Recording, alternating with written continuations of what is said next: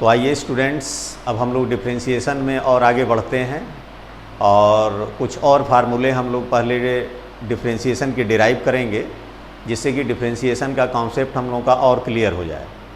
आप देखते होंगे कि कभी कुछ फंक्शन का डिफरेंशियल कोफिशिएंट पॉजिटिव आता है और कुछ फंक्शंस का डिफरेंशियल कोफिशिएंट निगेटिव आता है। तो ऐसा क्यों है वो अभी आपको पता चल जाएगा। और पहले हम लोग डिफरेंशिएशन के कुछ फार्मूले हम डिराइव करके अब आपको और दिखाएंगे, जैसे कुछ ट्रिग्नोमेट्रिक फार्मूले और कुछ एक्सपोनेंशियल वाले हम आपको प्रूफ कराएंगे, और उसके बाद फिर हम सभी फार्मूले एक साथ लिख देंगे और आप अपने प्रैक्टिस के लिए अगर चाहें तो कुछ आप फार्मूले अपने से डिराइव करके देखिएगा। डिफरेंशिएशन के जब फार्मूले हो जाएंगे तो फिर हम लोग इंटीग्रेशन पे आएंगे। तो आइए हम लोग एक्सपोनेंशियल सीरीज का एक फार्मूला और लेते हैं।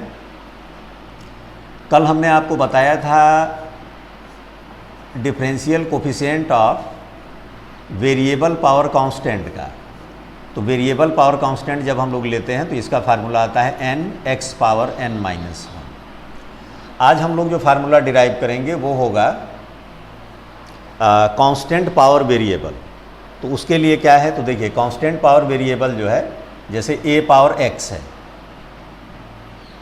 यहाँ a एक नंबर है जिसकी वैल्यू ग्रेटर देन 0 है और a is not equal to 1 है।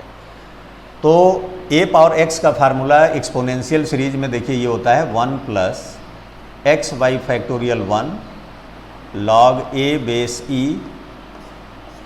Plus x square by 2 factorial log a base e whole square plus dash dash dash, ये फार्मूला होता है। अब इसको हम लोग जो है मतलब a पावर x का अगर हम डिफरेंशियल कोफिशिएंट निकालें तो क्या आएगा, इसको अब हम लोग आज डिराइव करेंगे। तो देखिए हमारे पास फंक्शन क्या हो गया, फंक्शन हमारे पास है f(x) is equal to a power x। तो अगर हम x की वैल्यू इंक्रीज करें, जैसे x प्लस h कर दें, तो यहाँ a पावर हो जाएगा आपका x प्लस h। अब हमारे पास फार्मूला होता है, देखिए y इजकल टू हम लोग इसको लिखते हैं fx, y is equal to fx, fx is equal to a power x। अब हमारे पास फार्मूला जो डिफरेंशियल कोफिशिएंट का होता है dy by dx is equal to limit h tends to 0 fx plus h minus fx by h। Basic formula जो differential coefficient का है वो हमारा ये है।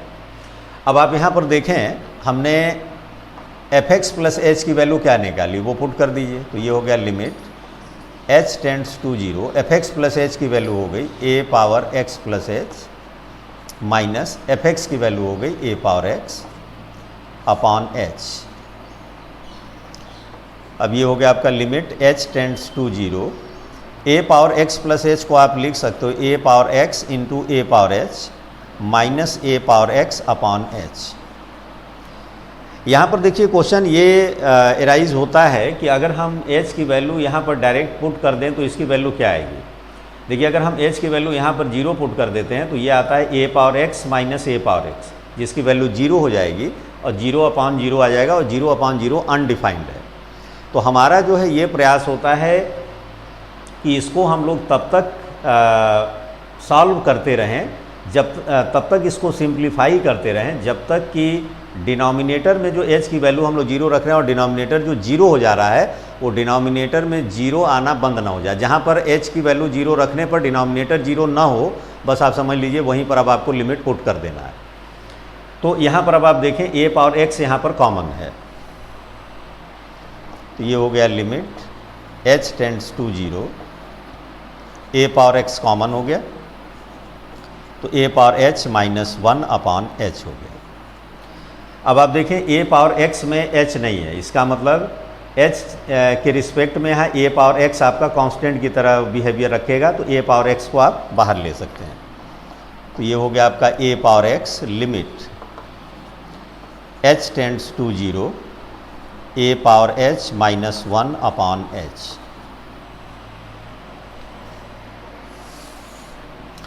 अब a पावर h में हम ये फार्मूला पुट करने जा रहे हैं, तो यहाँ पर देखिए क्या आ जाएगा, ये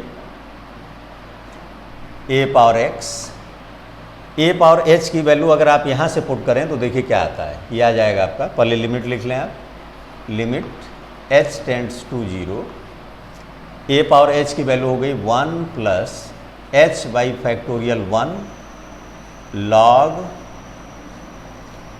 ए base E plus H square by 2 factorial log A base E का whole square plus dash dash dash. ये जो है देखिए आपके ए पावर एच की वैल्यू हो गई। मतलब ये देखिए ए पावर एक्स का फार्मूला ये था, इसमें जहाँ एक्स था वहाँ पर हम लोगों ने एच पुट कर दिया, तो ये देखिए आ गया। इसके बाद अब ए पावर एच की वैल्यू ये हो गई। अब इसमें आपको क्या करना है, 1 माइनस कर देना अपॉन एच। ये देखिए 1 से 1 कैंसिल हो गया। अब इस पूरे में अगर आप देखें तो क्या कॉमन निकल रहा है,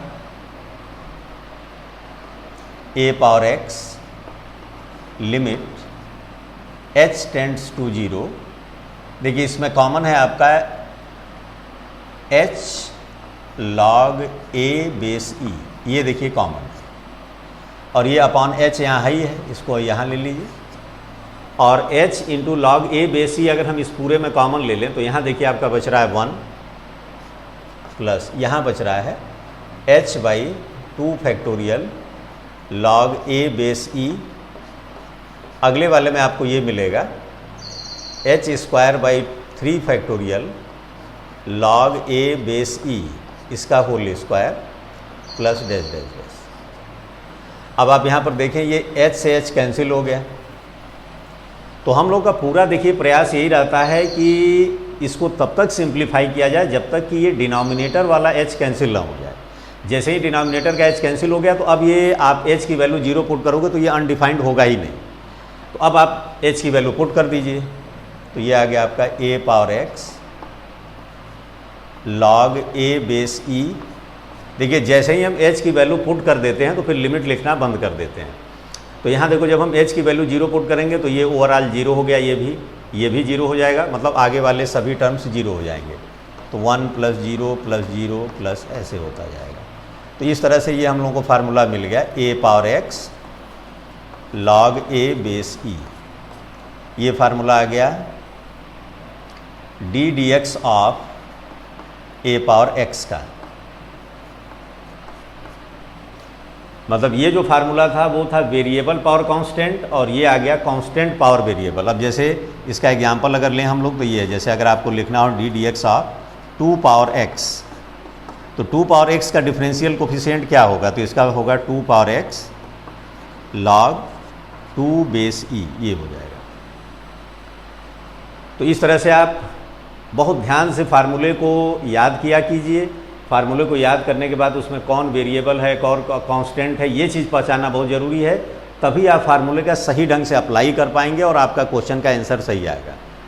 तो ये देखिए वो वेरिएबल पावर कांस्टेंट के लिए फार्मूला था, ये कांस्टेंट पावर वेरिएबल के लिए। सिमिलरली एक एक्सपोनेंशियल सीरीज का फार्मूला आता है, जैसे ई पावर एक्स का फार्मूला ये होता है 1 plus x by factorial 1 plus x square by factorial 2 plus x cube by factorial 3। ये फार्मूला होता है ई पावर एक्स का। तो ई पावर एक्स का जब हम लोग डिफरेंशियल कोफिशिएंट इसी मेथड से निकालेंगे तो ई पावर एक्स का डिफरेंशियल कोफिशिएंट आता है ई पावर एक्स। तो आप अपने से इसको प्रूफ करेंगे, इस मेथड से आप प्रूफ करके इसको देखिएगा। और अभी तक आपने अगर चैनल को सब्सक्राइब नहीं किया है तो हमारे चैनल को सब्सक्राइब करिए, बेल आइकन को दबा दीजिए, जिससे कि जब भी हम नया वीडियो अपलोड करें तो तुरंत आपको जो है पता चल जाए। और इसी तरह से मैथ्स के क्लास, फिजिक्स के क्लास आपको जो है रेगुलर मिलते रहेंगे। अब आइए इसके बाद हम लोग ट्रिग्नोमेट्रिक फंक्शन के जो है फार्मूले डिराइव करते हैं।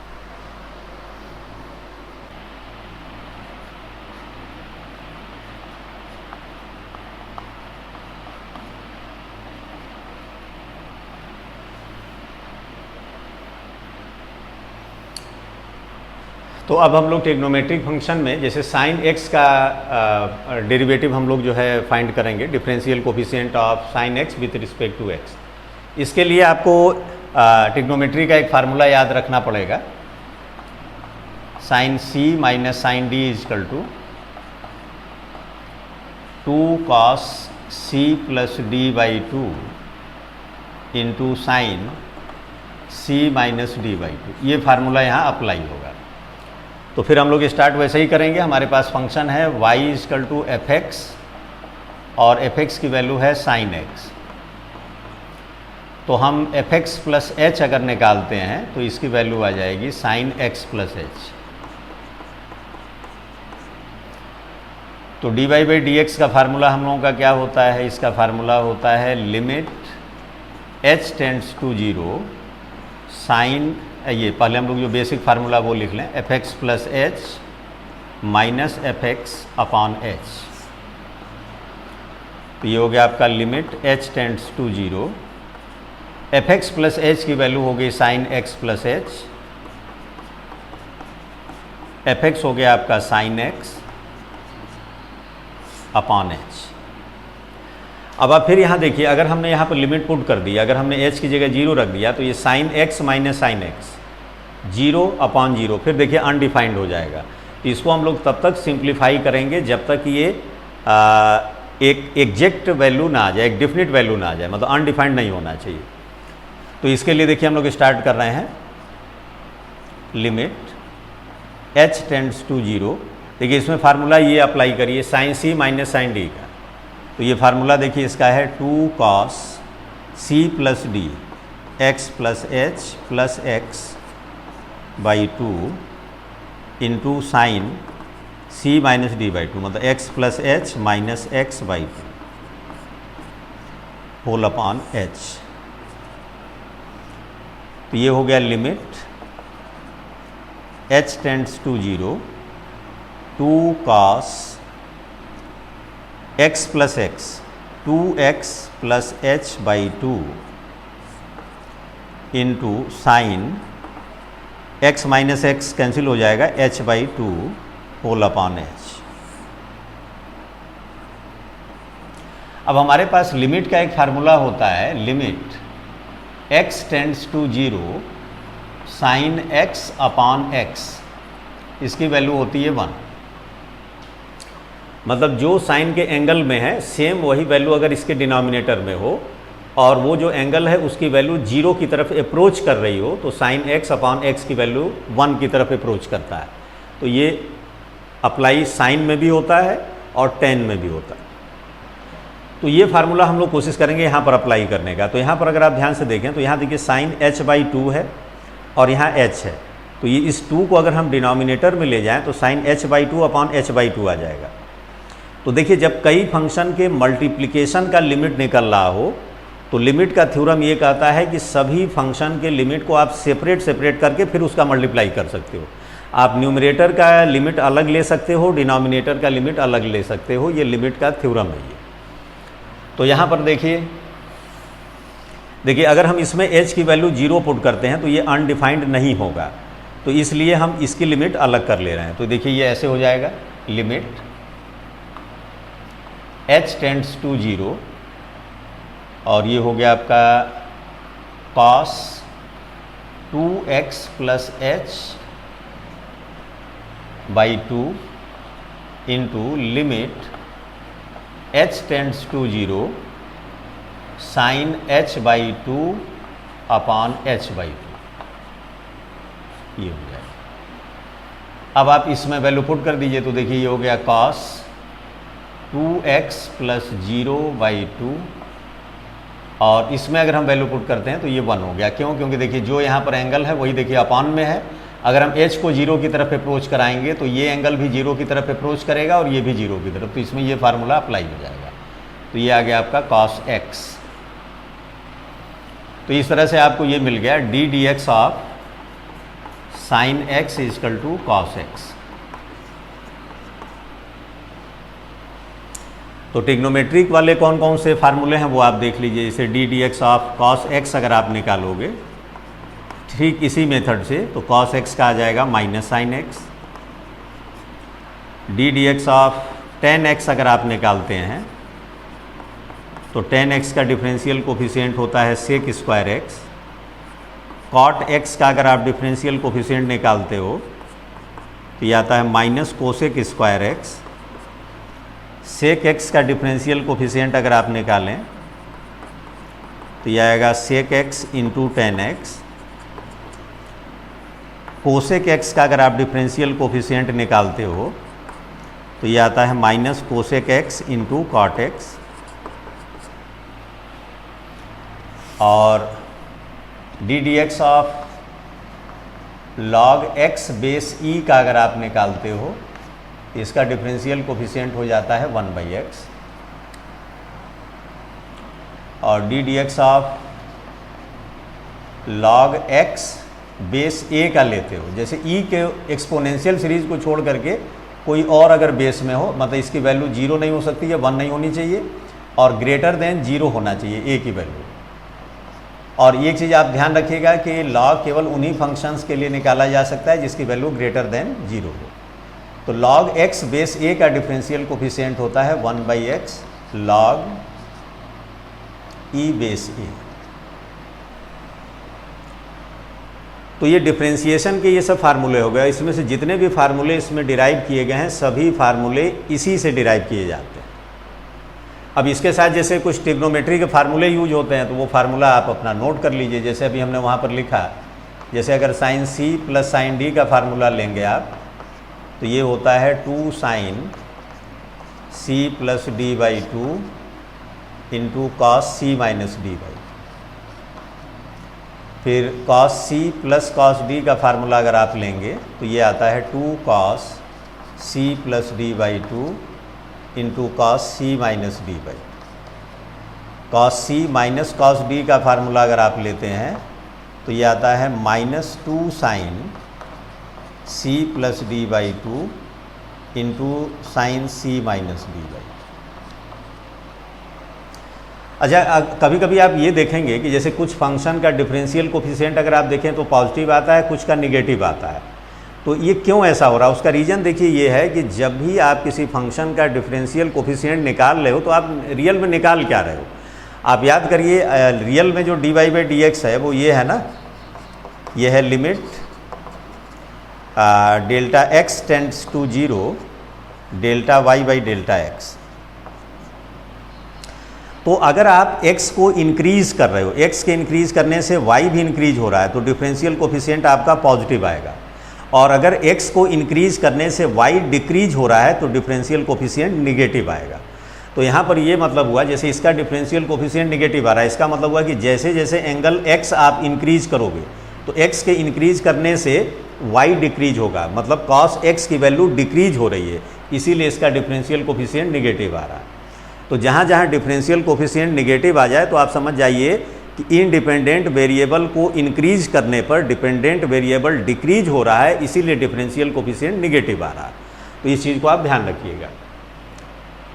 तो इस तरीके से जैसे हमने डिफरेंशिएशन के आपको फार्मूला डिराइव करके दिखाया, तो इससे आपको कुछ कॉन्सेप्ट बिल्ड हो रहा होगा कि रियल में डिफरेंशियल कोफिशिएंट होता क्या है और किस मेथड से इसको निकाला जा रहा है।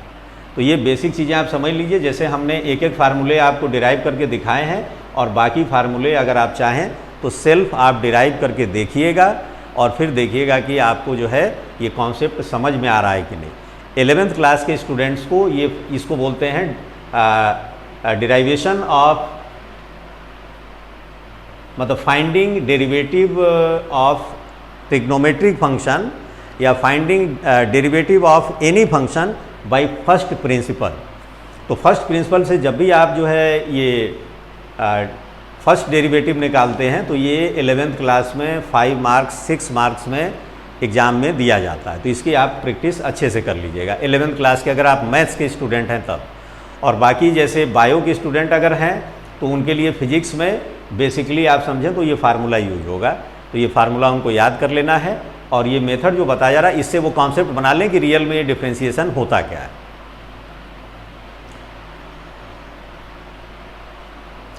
और जहां आपको ज़रूरत हो वहां पर आप जो है स्क्रीनशॉट ले करके और उसके बाद आप जो है अपने कॉपी में नोट भी कर सकते हैं। तो जहां तक मुझे समझ में आ रहा है स्टूडेंट्स, आपको जो है ये पढ़ाने का जो तरीका है, देखिए ऑफलाइन क्लास और ऑनलाइन क्लास दोनों के अलग अलग फ़ायदे हैं।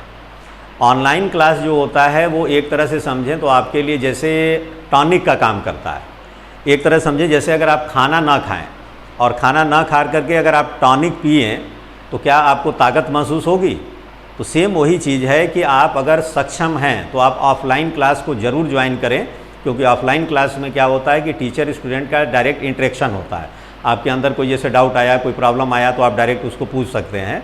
और ये जो ऑनलाइन क्लास में जो ये सारी चीज़ें आपको बताई जाती हैं, इससे फ़ायदा आप ये उठा सकते हैं कि जैसे आपने पढ़ाई की हुई है, कोई चीज़ नहीं समझ में आया तो इसको आप रिवाइंड करके चाहें तो 3 बार 4 बार भी आप देख सकते हैं। जब आपको फुर्सत मिलेगा तब आप इसको देख सकते हैं, तो इससे ये आपको फ़ायदा मिलता है। और मैथ्स और फिजिक्स के लिए देखिए सीधा कॉन्सेप्ट ये है कि जितना ज़्यादा आप प्रैक्टिस करोगे उतना ज़्यादा सीखोगे। तो इस तरीके से आप जो है पढ़ाई जारी रखिए। चैनल को सब्सक्राइब कर लीजिए ताकि आने वाले जितने भी वीडियोज़ हैं, जितने भी लेक्चर अपलोड होंगे वो आपके काम की हैं, तो आपको उसके बारे में पता चलता रहे, समय से आप अपनी पढ़ाई करते रहें।